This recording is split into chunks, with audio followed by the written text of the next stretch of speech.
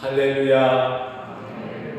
예, 오늘 또 대면 예배에 나오신 여러분들에게 하나님의 축복이 함께 하시고 또 비대면 예배로 이 시간을 함께 하시는 모든 성도님들에게도 하나님의 은혜가 함께 하시기를 바라겠습니다. 오늘은 하나님의 권능을 받자, 하나님의 권능을 받자 이런 주제로 말씀을 받겠습니다. 본문은 이 모세와 아론이 이스라엘 백성들을 인도해서 대오를 갖추고 애굽을 떠나서 가나안 땅으로 들어가기 위하여 길을 떠나는 그들의 노정이 어떠했던가를 말해주고 있습니다. 그들의 노정은 이러했습니다.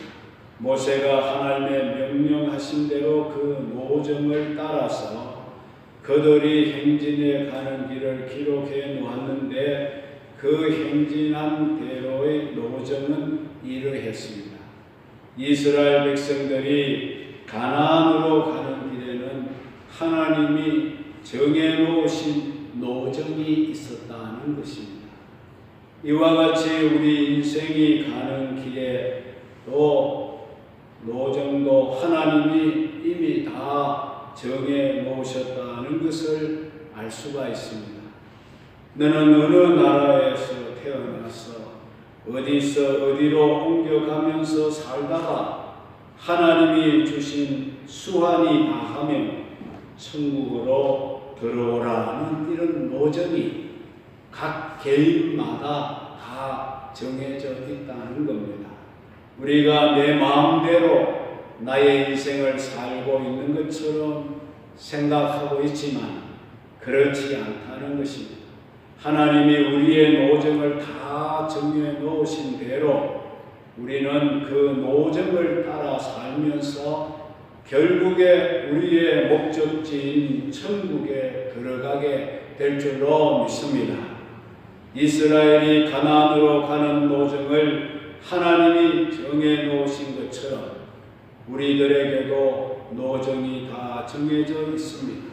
3절에 보면 그들이 첫째 달 15째 날에 람셋을 떠났으니 6월절 다음 날이라고 했습니다.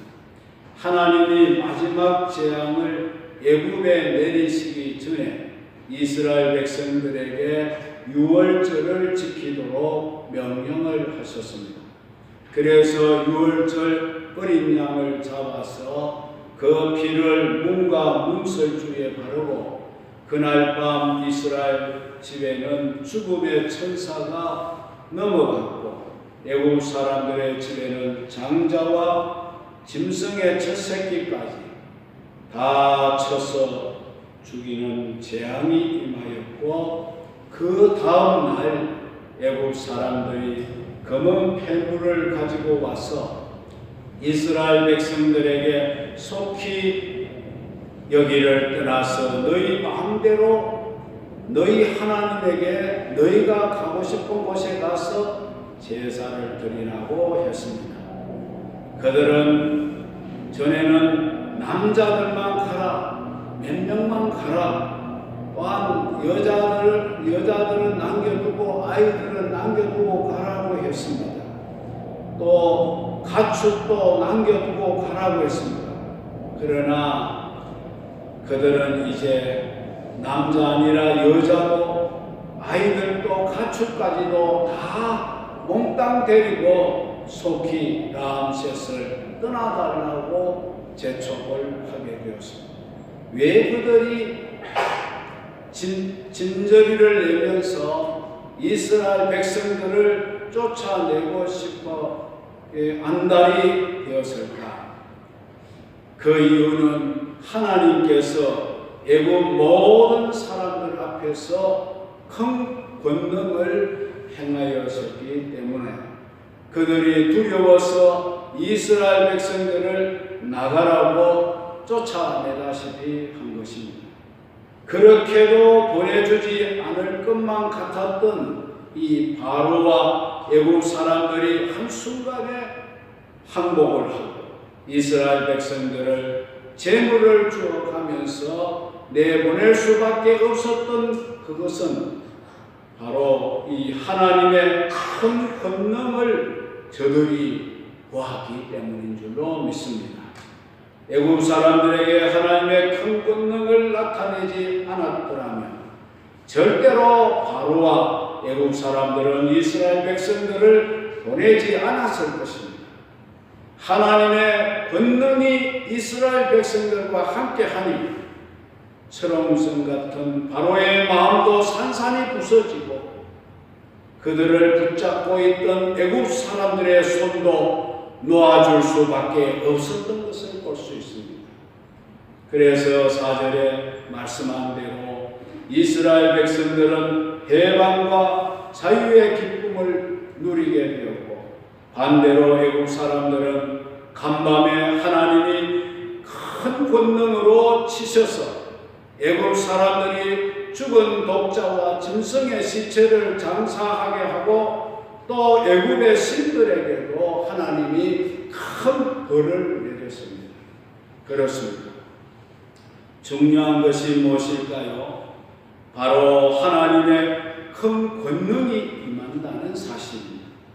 하나님의 큰 권능만 우리와 함께 한다면 해결되지 못할 문제는 하나도 없다는 것을 우리에게 보여주는 말씀인 줄로 믿습니다. 그러므로 여러분들에게도 하나님의 큰 권능이 임하셔서 여러분들을 붙잡고 있는 어떤 문제나 어떤 어려움들이 한순간에 풀리고 해방과 자유를 누리는 역사가 있기를 주의 이름으로 축원합니다. 그래서 오늘은 주제를 하나님의 권능을 받자 이런 말로 함께 은혜를 받고자 합니다. 사람들은 누구나 난제들을 무수히 가지고 살아가고 있습니다. 그래서 그 한평생은 마치 가시밭이요 또한 흠산줄령이 되기도 하는 것입니다. 야곱도 바로 앞에 섰을 때에 바로가 야곱의 나이를 묻게 되었습니다. 너의 나이가 몇이냐 물었습니다.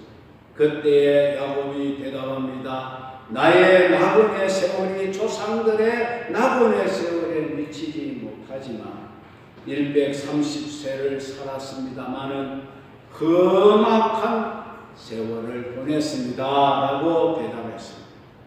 어찌 야곱의 세월만 그러했겠습니까? 우리 각자의 세월도 돌아보면 너무나 험악하고 어려운 고비고비를 돌고 돌아서 여기에 서 있는 것이 아니겠습니까? 모든 사람들은 이 험악한 인생의 난제들을 해결하지를 못하고 어떻게 하면 그것들을 피하여 갈까 여러 가지 궁리를 하면서 살아갑니다. 이는 마치 타조라는 새가 사냥꾼을 보고 그 머리를 모래 속에 묶고 그 사냥꾼 손에서 자기가 보호를 받은 듯이 생각하는 것과 같다는 것입니다. 우리 믿음의 신자는 하나님의 능력, 권능을 받음으로 이런 인생의 문제들을 일거에 해결받고 승리하는 인생으로 살게 될 줄로 믿으시기 바랍니다. 그러면 이런 하나님의 크신 권능을 받으려면 우리가 어떻게 해야겠습니까? 그것을 우리가 발견하는 것이 무엇보다도 중요할 줄로 믿습니다. 첫째는 하나님 말씀, 그 성경을 잘 들음으로 하나님의 큰 권능을 우리가 받게 될 것입니다. 하나님은 모세와는 대면을 해서 말씀을 하신다고 하셨습니다. 민수기 12장 8절에 그와는 내가 대면하여 명백히 말하고 은밀한 말로는 하지 아니하며 그는 또 여호와의 형상을 보거늘 너희가 어찌하여 내 종 모세 비방하기를 두려워하지 아니하겠느냐라고 말씀했습니다. 구약 시대에는 모세가 직접 하나님을 대면하고 그 말씀을 들었지만은 오늘 신약에 와서 우리 믿는 성도들은 성경이 바로 하나님의 말씀인 줄로 믿습니다. 그렇기 때문에 우리가 이 성경을 날마다 대면하여 읽고 듣고 묵상하는 이것이 바로 하나님을 대면하여 말씀을 듣는 것과 같은 것입니다. 하나님의 말씀은 어떤 말씀이라고 했습니까? 능력 있는, 권능 있는 말씀이라고 했습니다. 예레미야서 23장 29절에도 보면 내 말이 불같지 아니하냐, 반석을 쳐서 부서뜨리는 방망이 같지 아니하냐. 신앙의 사람 뮬러는 16세 때에 도적질을 하다가 감옥살이를 하였고 대학 시절에 남을 속이고 방탕한 생활을 많이 저질렀던 그런 청년이었습니다. 그러던 그가 20세 때 성경 말씀에 사로잡혀서 변화를 받고 새 사람이 되고 훌륭한 신앙가가 되었던 것을 볼 수가 있습니다. 김익두 목사도 선교사가 전해준 성경과 선교사가 던진 한마디의 말이 그의 심령을 흔들었고 그가 변화를 받아 훌륭한 부흥사가 되었다고 하지 않습니까? 부시 대통령도 청년 시절 방탕하고 이제 마약을 하며 온갖 죄악에 빠졌던 그였지만 아버지 부시 대통령이 빌리 그레암 목사님을 찾아가서 아들을 부탁했고 그 아들 부시는 빌리 그레암 목사님과 성경 공부를 하다가 변화를 받아서 미국의 대통령이 될 수가 있었던 것입니다. 이렇게 하나님의 성경은 큰 권능을 가지고 있기 때문에 누구든지 어떤 사람이든지 이 성경을 들으면 놀라운 변화를 받고 무익하던 사람이 유익한 사람이 되고 무능하던 사람도 유능한 사람이 되는 이런 놀라운 권능이 성경에 나타나게 되는 줄로 믿습니다. 여러분들도 이 하나님의 말씀인 성경을 많이 읽고 듣고 또 공부도 여러분이 열심히 하시기를 바랍니다. 그러면 이 권능 있는 성경이 여러분과 함께하면 놀라운 권능을 발휘하는 그런 사람이 될 줄로 믿습니다. 이스라엘 백성들이 얼마나 무능했습니까? 얼마나 연약했습니까?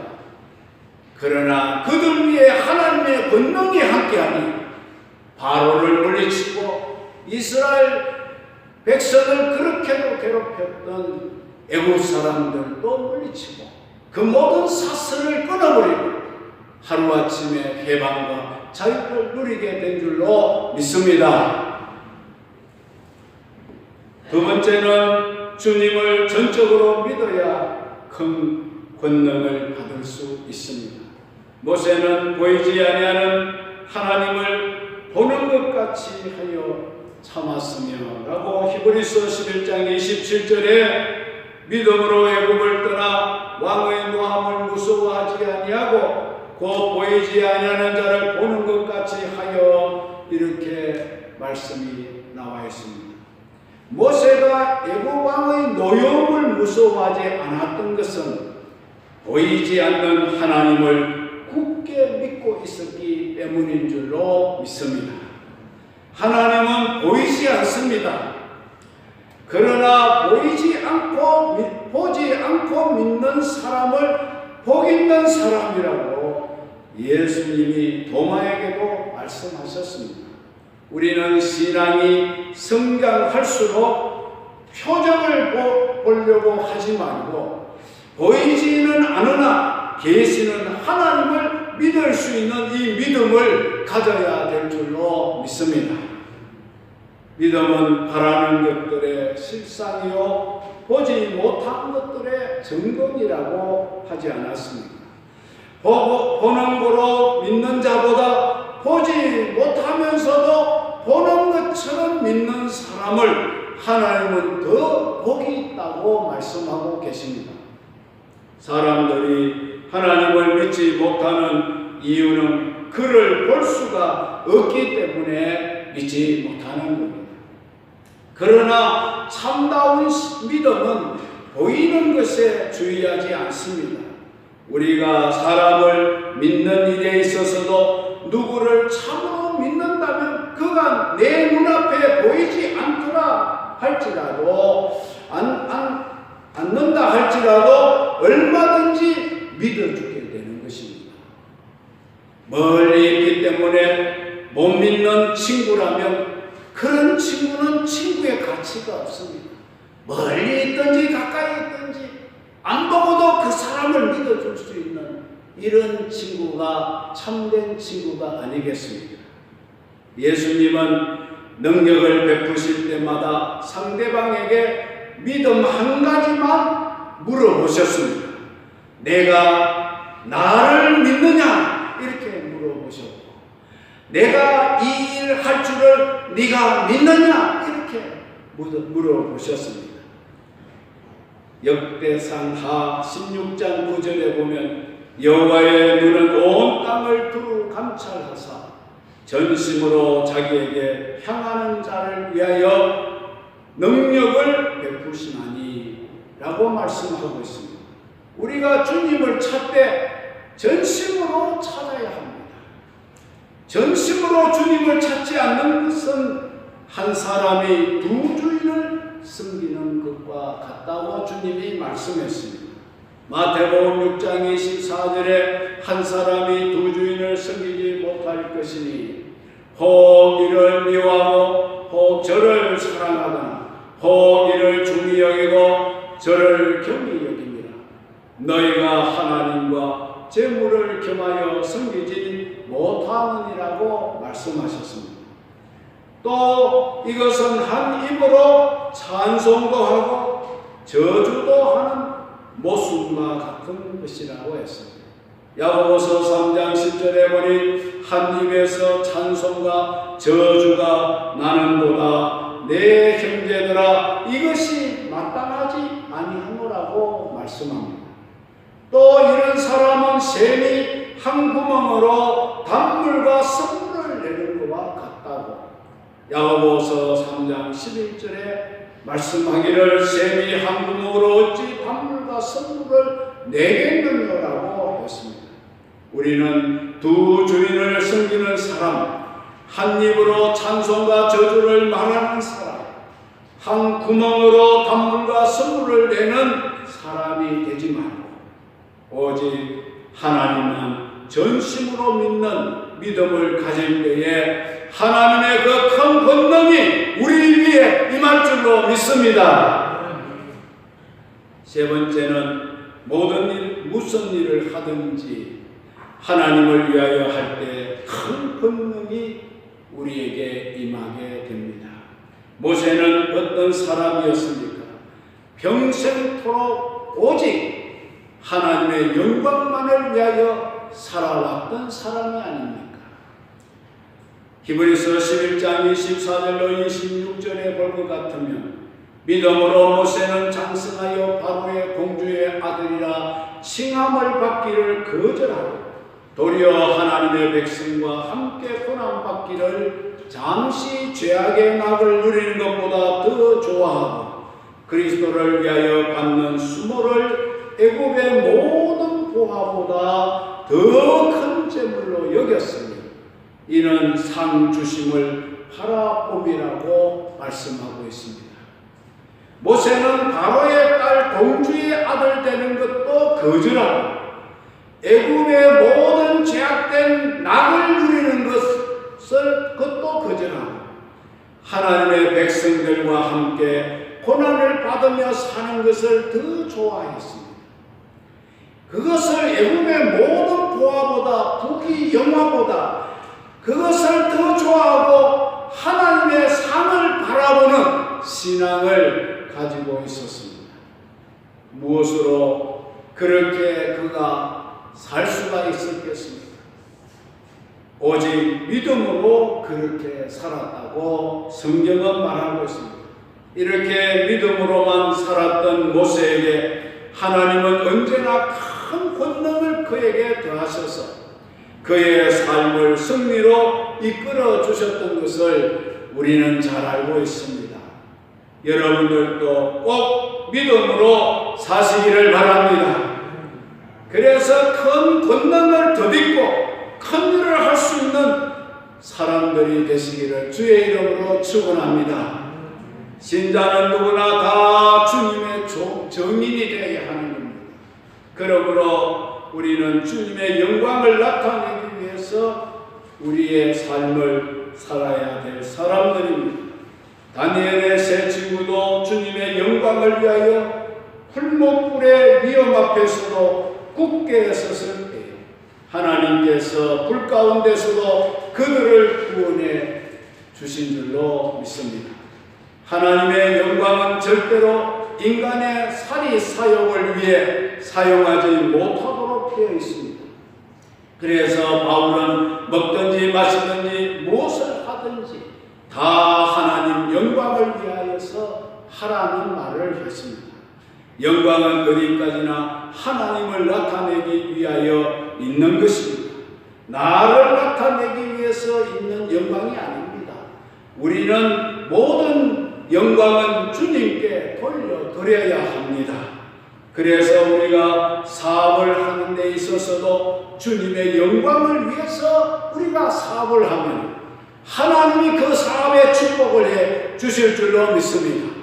내가 공부를 할 때도 하나님 영광을 위해서 공부를 하면 하나님은 그런 사람을 통하여서 놀라운 역사를 하게 될 줄로 믿습니다. 이렇게 사람은 자신은 깊이 묻어버리고 하나님만 드러낼 때에 그 일을 힘쓸 때에 거기서 하나님의 권능이 임하게 될 줄로 믿으시기를 바랍니다.